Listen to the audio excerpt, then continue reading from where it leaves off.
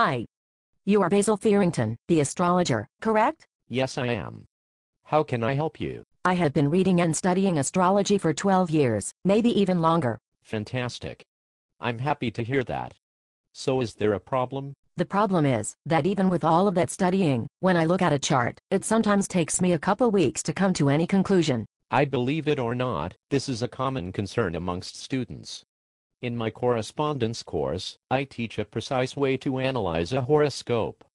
Once you learn it and get real good, you can practically analyze it as it is coming out of your printer. Wow.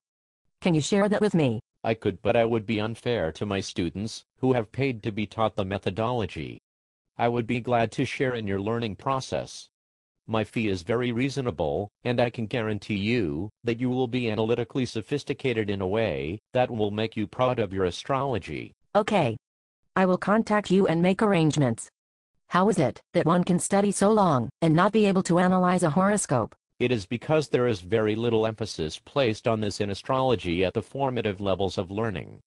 And you have to understand that there is a lot of bullshit out there, especially since the onset of the internet. There is very little out there to tell you how to put all of the ingredients together. You're correct about the bullshit. It is a shame that some of the most popular sites and blogs are those with the least amount of substance. Well, that is the way it goes in everything. As you probably know, I'm also a musician.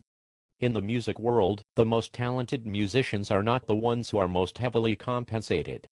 We have had absolute geniuses like John Coltrane, Charlie Parker, and people of that caliber who should have statues erected for them. An artist like Kenny G, who is a good player, but not a genius, has made the kind of money that rock stars make. Yet, his music is extremely easy to understand. Coltrane and Parker composed music that was much more sophisticated. And that is what you have in astrology. Preach, brother. Preach. When it comes down to it, there is a lot of laziness these days in everything, not just in astrology. But as far as astrology is concerned, it is pretty scary what's seen out there now proliferating the internet. I came up admiring the likes of Dane Rudhyar, Noel Tile, Lee Lehman, Stephen Forrest, Jeff Green, etc. These people mastered the craft. You would never see a single statement in any of their works that is like some of the lame bullshit seen on the internet today.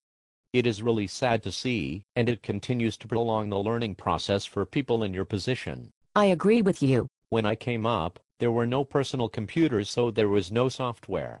You did everything by hand and you learned a lot. But even then, there was a problem with learning to analyze. My first book was Llewellyn's A to Z Horoscope Maker and Delineator. It was thought then that, if you studied that book, you would be a pro. But the problem is that, though it described every planet, house, aspect and so on, you ended up with a mishmash of things that confused you. For example, you read Sun conjunct Jupiter, and then read Sun square Saturn for the same person. And in particular, the delineations for the 11th house were laughable. For example, I have Mars in the 11th house, and that was supposed to suggest friends in the military and that kind of thing. How helpful is knowing that? It is not helpful at all. Yes. The 11th house has been baffling. That is because you hold on to that friends, hopes, and wishes nonsense. There is a deeper psychological meaning. It is the love you hope to receive, and how lovable you feel about yourself. Friends are still a part of that, but that is the fluff part of it. If you start looking at the 11th house psychologically, it is easier to navigate. Wow. I have never heard or read that anywhere. Yes. If the ruler of the 11th house or a planet in it are under attention, the suggestion is that the person somehow feels unlovable or perhaps has genuine problems attracting the kind of love or attention they feel they need. This is especially so when Saturn is there, because the attention requirement is enormous with Saturn in the 11th. If there is a lot of activity in this house, sexuality becomes emphasized too. Sex. But that's the 8th house. The primary house for the sexual identity is the 5th house. In the 8th house, we see what happens to the sexual identity when it is shared intimately with another. In the 5th house, the identity is giving love. In the 11th house, the identity is receiving love, and sexuality is clearly part of that process. My brother has the Sun in the 11th house conjunct Jupiter. Mars is in his 5th house in opposition. The ruler of his 5th is conjunct Uranus. I can well imagine that he has had plenty of penis exercise in his life. He is ridiculous. I was wondering why I could not see it in his horoscope. There is nothing to his 8th house. That is a good example, and I like how you were able to pick that up so quickly, just based on what I told you. You will be an excellent student. Tell me something else that I didn't know. There are 4 cardinal points in a horoscope, because they are important. I have added a 5th cardinal point. It is the 2nd house. That's easy to understand. After all, you can't do much without money. It's not that at all.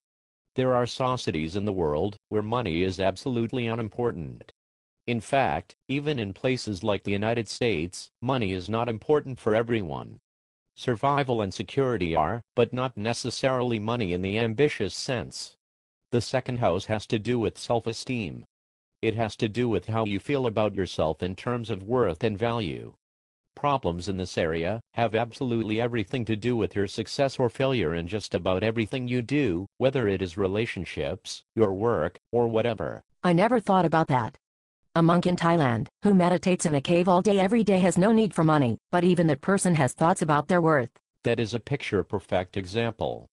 The difference between healthy self-esteem and unhealthy esteem makes a huge difference in the fulfillment level in life. If you are in a relationship with someone who doesn't have any self-esteem concerns managed, it is impossible for that relationship to be truly fulfilling. This is a very, very important house. Indeed. I am supposing that these are the kinds of things that are learned in studying with you. The focus is in teaching you how to analyze a horoscope quickly. By way of doing that, there are certain things that you need to know, and yes, these kinds of things come up. If you already know astrology, my work requires that you have an open mind. If you want to stick to the astrology of 75 years ago, I'm not the teacher for you. If you want a new way of thinking that makes you a better astrologer, I can be very helpful. Say no more. I will send that email and I cannot wait to get started. Thank you. I look forward to it in a big